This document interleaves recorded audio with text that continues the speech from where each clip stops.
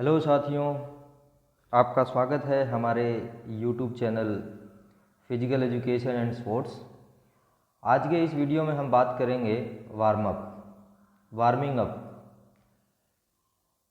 इस वीडियो में हम बात करेंगे वार्मिंग अप होता क्या है, कैसे किया जाता है, क्यों करना चाहिए, क्या फ़ायदे हैं, इसके बारे में आज हम चर्चा करेंगे। चलिए शुरू करते हैं। वार्म अप का अर्थ। वार्म अप आमतौर पर तकनीकी खेलों में भाग लेने या व्यायाम करने से पहले किया जाता है। वार्म अप में आमतौर पर शारीरिक गतिविधियों, संयुक्त गतिशीलता व्यायाम, स्ट्रेचिंग और खेल संबंधी गतिविधि की तीव्रता में क्रमिक वृद्धि होती है। वार्म अप, जो भी हम आगे एक्टिविटी करने वाले हैं उसकी तैयारी के लिए वार्म अप किया जाता है। वार्म अप क्यों करें? एक सवाल आता है कि जी हम वार्म अप क्यों करें, वैसे भी तो खेल सकते हैं। तो वार्म अप क्यों करना चाहिए? व्यायाम से पहले तन और मन को तैयार करने के लिए, मांसपेशियों को ढीला लचीला बनाने के लिए, शरीर की मांसपेशियों का तापमान बढ़ाने के लिए, जिससे हम जो फिजिकल एक्टिविटी है और जो कंपटीशन की स्किल है जो उसको प्रॉपर और अच्छे से कर पाएँ। अधिक जोरदार गतिविधियों के लिए मांसपेशियों, रंध्रों और जोड़ों को तैयार करने के लिए, जॉइंट्स की जो रेंज है वो खुल जाए, जिससे हम अच्छा व्यायाम या स्किल कर सकें। चोट के जोखिम को कम करने के लिए, यदि हम वार्म अप करेंगे तो हम चोटों से बचे रहेंगे। वार्म अप के प्रकार। दो तरीके के वार्म अप होते हैं, एक तो जनरल वार्म अप होता है और एक स्पेसिफिक वार्म अप होता है। हम यहाँ जो जनरल वार्म अप है, सामान्य वार्म अप है, उसको दो भागों में बांट के पढ़ते हैं। फर्स्ट है joint rotations. Joint rotations warm up करने से पहले आपकी जो ज्वाइंट्स हैं, जैसे उंगलियां हैं, कलाई है, कोहनी है, कंधे, गर्दन, कमर, पैर, घुटने, टखने, ये पैर की उंगली, इनकी जो ज्वाइंट्स हैं, पहले इनको हम ज्वाइंट्स को घुमाते हैं, करते हैं, थोड़ा स्ट्रेच करते हैं। उसके बाद हम एरोबिक एक्सरसाइजेज करते हैं, जैसे जिसमें रनिंग है, जॉगिंग या कोई छोटा रिक्रिएशन गेम्स वगैरह हैं वो। इसी वार्म अप, सामान्य वार्म अप का जो दूसरा रूप है वो है warm up stretching.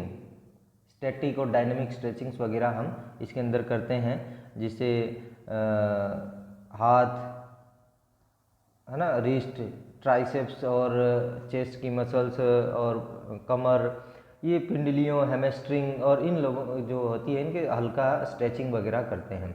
Dynamic stretching exercise भी है। डायनेमिक स्ट्रेचिंग में एक नियंत्रित सॉफ्ट बाउंस या स्विंगिंग मोशन शामिल होता है।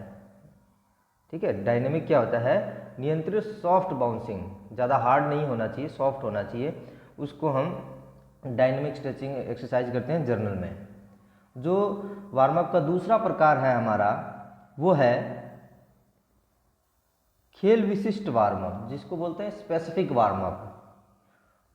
वही गतिविधियां जिनका उपयोग एथलेटिक इवेंट के दौरान किया जाएगा, लेकिन कम तीव्रता पर। इस तरीके की खेल विशिष्ट गतिविधि फायदेमंद है क्योंकि ये समन्वय, संतुलन, शक्ति और प्रतिक्रिया समय में सुधार करती है और चोट के जोखिम को कर सकती है। समझे? मतलब जो आप खेल एक्टिविटी करने जा रहे हैं, उससे पहले उस स्किल में जो मसल्स आपको काम आ रही हैं उनसे संबंधित कुछ एक्सरसाइजेज की जाती हैं। अब आप बोल सकते हैं शैडो प्रैक्टिस। जो भी आप एक्टिविटी या आप स्पोर्ट्स करने जा रहे हैं उसे समय शैडो प्रैक्टिस करनी है। शैडो प्रैक्टिस को ही हम स्पेसिफिक वार्म अप में करते हैं, जिससे कि हम इवेंट करने से पहले हम उसको प्रिपेयर रहें।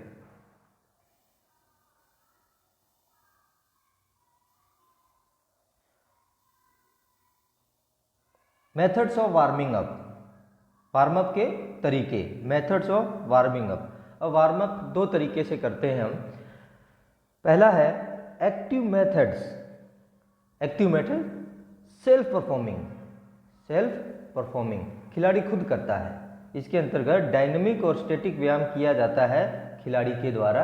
डायनेमिक और स्टैटिक व्यायाम किया जाता है जिसमें खिलाड़ी खुद इन्वॉल्व रहता है, मतलब सेल्फ परफॉर्मिंग, खुद करता है। सेकंड है passive method, external source, actively participate नहीं होता खिलाड़ी का पैसिव मेथड में, एक्सटर्नल सोर्स के द्वारा बॉडी को वार्म किया जाता है। इसके अंतर्गत बाहरी तरीके से बॉडी को वार्म किया जाता है, जैसे स्टीम बाथ, मसाज, सोना बाथ, डायथर्मी, सन बाथ इत्यादि के माध्यम से हम अपने बॉडी को वार्म करते हैं, गर्म करते हैं और एक्टिविटी के लिए तैयार करते हैं।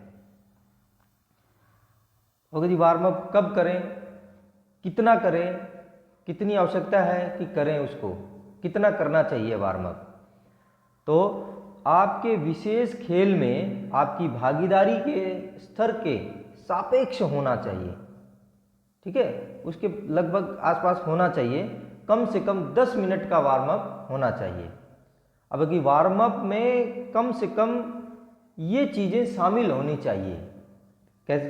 निम्नलिखित चीज़ें देखिए, 5 से 10 मिनट जॉगिंग होनी चाहिए, जिससे क्या होगा, शरीर के तापमान को बढ़ाने के लिए। 10 से 15 मिनट क्या होगा, स्थिर और गतिशील स्ट्रेचिंग व्यायाम, मांसपेशियों की जकड़न को कम करने के लिए। 10 से 15 मिनट सामान्य और खेल विशिष्ट